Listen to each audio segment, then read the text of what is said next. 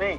Let's talk about Scream 7, which is the next installment in the Scream franchise series, and it's been a very turbulent, I would say, getting off the ground with this film right here, right? Because a lot of what we were thinking was going to be the premise of it a couple of years ago, it quickly turned out that now it is definitely not. And by that I mean that it looks like the Carpenter sisters' whole dilemma is officially scrapped, and especially with this news right here, it might not even be that much touched upon in the 7th installment. So before we get further into it, hit that subscribe button, hit the notification bell. Let's get into Scream 7 and what exactly is going to be a premise here. So as we know, after Scream 6, we were supposed to get more of a resolution to the Carpenter sisters in Scream 7. Now, I do believe that Scream 6 does leave it in a way where it can be like the end for it right there, but I still think that we definitely were going to get something else, and it's already been a thing where we have heard that Melissa Barrera, of course, who was fired due to her just pretty much talking and having free speech. And now we also know that Jenna Ortega dropped out due to scheduling conflicts with Wednesday and also other projects she has. Sidney Prescott's character will be returning as Neve Campbell signed on this year, and we are yet to hear about other characters from the past films returning, which I'll get to in a bit. But the Hollywood Reporter has now come out to say that Isabel May is officially going to be coming into the Scream 7 film as Sidney Prescott's daughter. So yes, that means that we are definitely going to be jumping into the future here, probably a couple of decades or 1 decade, I don't know. And I think it's an interesting aspect to take the Scream 7 story into that direction. I think that that is a very out there choice, but also feels like a fan wrote this at the same time, which I'll talk more later on. But we have heard that Courtney Cox as well as Patrick Dempsey are also in talks to return to the Scream franchise, and you know, it definitely would make sense to see Gale Weathers return. She did have a very traumatic end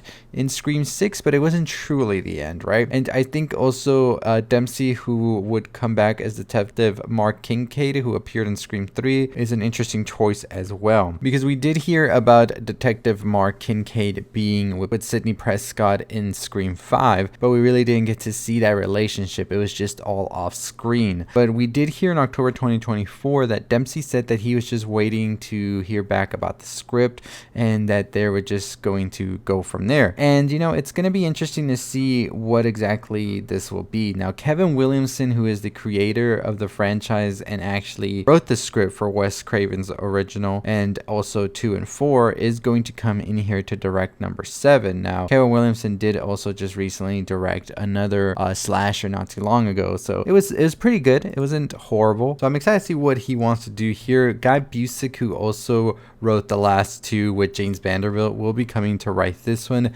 and the film is slated for February 27th, 2026. So we still got a long way to go from that. Now, we don't have any official confirmation on any other casting choices, either about the story, not much so. We just know that it's going to have Neve Campbell as Sidney Prescott, and now we know that Isabel May will be playing her daughter. So like I said, we're definitely going and jumping a couple of years or a decade into the future, because of course in the previous films where we saw Sidney Prescott, which was Scream 5, it seemed like the kids were a little younger, so it doesn't mean that Ghostface has been gone for a better part of a decade or more. So I don't know, I'm interested in seeing how exactly they want to flesh out this story, and at the same time if they can keep the fans interested. I know a lot of times with the horror franchises, it's always like a nostalgia bait, and this is what this feels like right now, honestly, to me, in my opinion, because I really was hoping, like, I get it, you didn't want to do the Carpenter sisters for all of the reasons that happened, right? Like, that's the production and everything, but I felt like we could have done something a little bit different, and I feel like it's just always so redundant going back to the final girl, where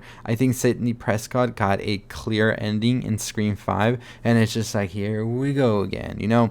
And I think it's the same thing that happened with the last Halloween Ends, because I thought that the more interesting aspects about Halloween Ends were the parts where it didn't have Laurie Strode, because I think that Laurie Strode's like whole story and everything could have been wrapped up earlier, and I think that made it more interesting was the aspect of a new sort of killer, new characters and things like that, and new motives as well, and just exploring the whole psyche of it. But I know studios, they're in this pretty much like, I want it safe, I want it to make sense in terms of money, and I don't want to risk anything, right? And that's always the downfall of art is no risk, in my opinion. So I'm kind of worried. I'm a little bit scared that this isn't going to really live up to the previous two, which I thought were great and tried different things. So we shall see. But let me know what you think about this in the comments down below. Are you excited for what Scream 7 could hold? Sidney Prescott's daughter being the main sort of like focus of it. I'm curious about that as well. Or does it all go back to Neve Campbell as Sidney Prescott and the focus on her? Like, that's what I'm interested in knowing, because if it's